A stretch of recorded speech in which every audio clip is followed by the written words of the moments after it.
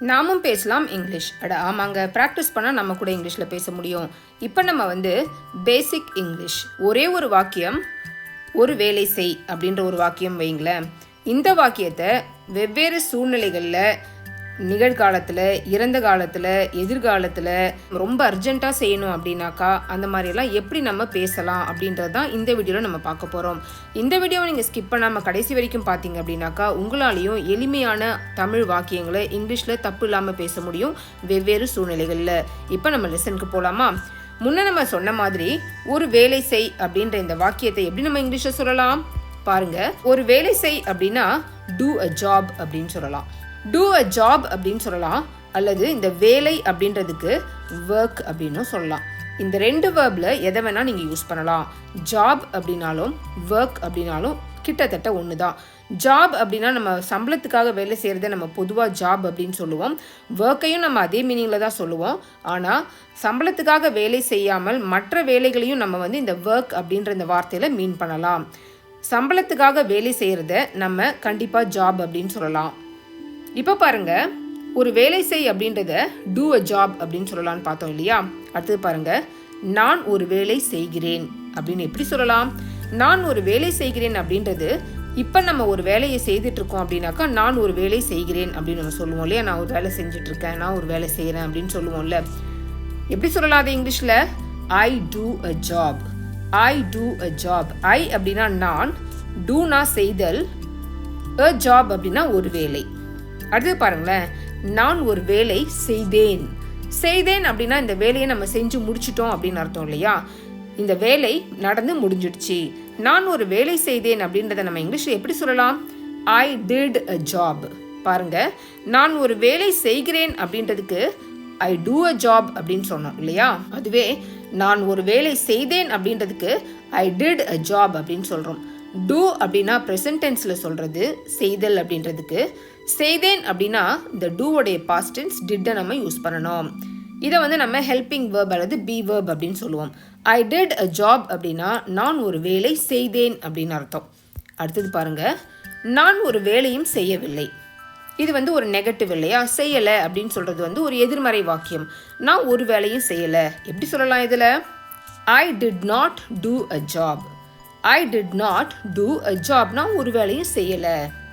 அடுத்து பாருங்களேன், நான் ஒரு வேலை செய்வேன்.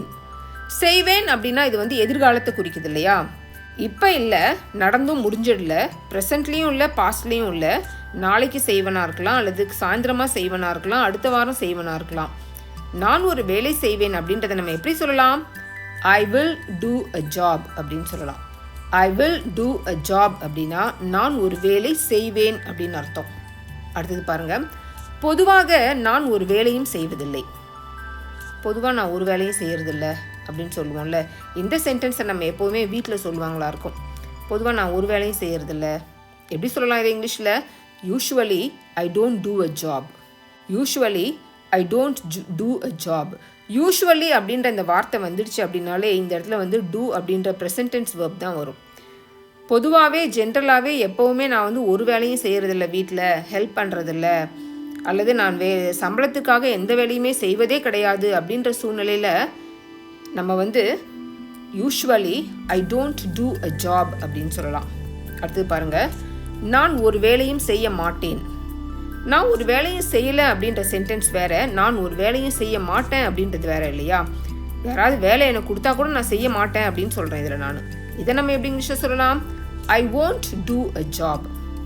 I won't do a job. won't அப்படின்றது will plus not. இது ரெண்டுத்தையும் நம்ம ஒன்றா சேர்த்தோம் அப்படின்னா அது won't அப்படின்னு மாறிடும். I will not do a job அப்படின்னு அர்த்தம் இல்லையா? நான் ஒரு வேலையும் செய்ய மாட்டேன் அப்படின்னு அர்த்தம். அடுத்து பாருங்க, நான் ஒரு வேலை செய்து கொண்டிருக்கிறேன். நான் ஒரு வேலை செய்து கொண்டிருக்கிறேன் அப்படின்னா நம்ம பேசிக்கொண்டிருக்கிற இந்த நேரத்தில் அந்த வேலையை நம்ம தொடர்ந்து செய்துக்கிட்டு இருக்கோம் அப்படின்னு அர்த்தம். செய்து கொண்டிருக்கிறேன் அப்படின்னாலே அந்த வேலை கண்டினியூஸாக நடந்துக்கிட்டு இருக்கு அப்படின்னு அர்த்தம்.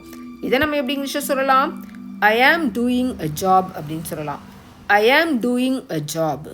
பாருங்க, செய்து கொண்டிருக்கிறேன் அப்படின்னா அந்த வேர்ப் எப்படி மாறுது பாருங்க. ஐ அப்படின்ற சப்ஜெக்ட், அது பக்கத்தில் ஆம் அப்படின்ற ஹெல்பிங் வேர்பு போடுறோம். டூ அப்படின்ற வேர்பு இங்கே தொடர்ந்து அந்த செயல் நடைபெற்று கொண்டிருக்கிறதுனால ஐஎன்ஜி அப்படின்ற ஒரு இந்த வார்த்தை எழுத்தை சேர்த்து டூயிங் அப்படின்னு மாறுது. ஐ ஆம் டூயிங் அ ஜாப் அப்படின்னா இது ஆம்ன்றது ப்ரெசன்ட் டென்ஸ் ஹெல்பிங் வேர்பு. இப்போ நான் பேசிக்கொண்டிருக்கிற இந்த நேரத்தில் நான் ஒரு வேலையை செய்து கொண்டிருக்கிறேன் அப்படின்னு அர்த்தம். அடுத்தது பாருங்க, நான் ஒரு வேலை செய்து கொண்டு இருந்தேன். செய்து கொண்டு அப்படின்னு வந்தாலே அந்த வேலை தொடர்ந்து நடைபெற்று கொண்டு இருக்கிறது அப்படின்னு அர்த்தம். இருந்தேன் அப்படின்னா அந்த வேலை தொடர்ந்து நடைபெற்று கொண்டு முடிஞ்சிடுச்சு அப்படின்னு அர்த்தம் இல்லையா? நடைபெற்று கொண்டு இருந்தது அப்படின்னு அர்த்தம். இதை நம்ம எப்படி இங்கிலீஷில் சொல்லலாம்? I was doing a job. Am அப்படின்ற இந்த ப்ரெசன்ட் டென்ஸ் ஹெல்பிங் வேர்புடைய பாஸ்ட் டென்ஸ் வந்து வாஸ். இந்த ஆம் அப்படின்றது சிங்குலரை குறிக்கும், அதாவது ஒருமையை குறிக்கக்கூடிய ஹெல்பிங் வேர்ப். அதே மாதிரி வாஸ் ப்ரெசன்ட் டென்ஸில் ஒருமையை குறிக்கணும்னா ஆம்னு போடுவோம், பாஸ்ட் டென்ஸில் ஒருமையை குறிக்கணும்னா வாஸ்ன்னு போடுவோம் ஆமுக்கு பதில். அடுத்தது பாருங்கள், நான் ஒரு வேலை செய்து கொண்டு இருப்பேன். ஃப்யூச்சரில் எதிர்காலத்தில் நான் ஒரு வேலையை செய்துக்கிட்டு இருப்பேன் அப்படின்னு சொல்லணும்னா எப்படி சொல்லலாம்? ஐ will be doing a job. இந்த எதிர்காலத்தில் இந்த செயல் வந்து தொடர்ந்து நடைபெற்று கொண்டிருக்கும் அப்படின்னா தான் நம்ம வந்து செய்து கொண்டு இருப்பேன் அப்படின்னு நம்ம சொல்லுவோம் இல்லையா? ஐ will be doing a job அப்படின்னா ஃப்யூச்சரில் நாளைக்கோ அடுத்த வாரமோ ஏதோ ஒரு குறிப்பிட்ட நேரத்தில் நம்ம ஒரு வேலையை தொடர்ந்து செய்துக்கிட்டு இருப்போம். I will be doing a job. அடுத்து பாருங்க, நான் ஒரு வேலை செய்ய போகிறேன். I am going to do a job. நான் ஒரு வேலை செய்ய போகிறேன் அப்படின்னா I am going to do a job அப்படின்னு சொல்லணும். என்ன வியூவர்ஸ், இவ்வளோ நேரம் நம்ம வேலை அப்படின்ற இந்த ஒரு வேர்பை வச்சு எப்படிலாம் வெவ்வேறு காலங்களில் வெவ்வேறு மாதிரி சென்டென்ஸை ஃப்ரேம் பண்ணலாம் அப்படின்னு பார்த்தோம் இல்லையா? இந்த வீடியோ உங்களுக்கு பிடிச்சிச்சுன்னா லைக் பண்ணுங்கள், உங்கள் ஃப்ரெண்ட்ஸ்க்கு இதை ஷேர் பண்ணுங்கள். இன்ஃபர்மேட்டிவாக இருக்குது அப்படின்னு நீங்கள் நினச்சிங்கன்னா நம்ம சேனலை சப்ஸ்கிரைப் பண்ணுங்கள்.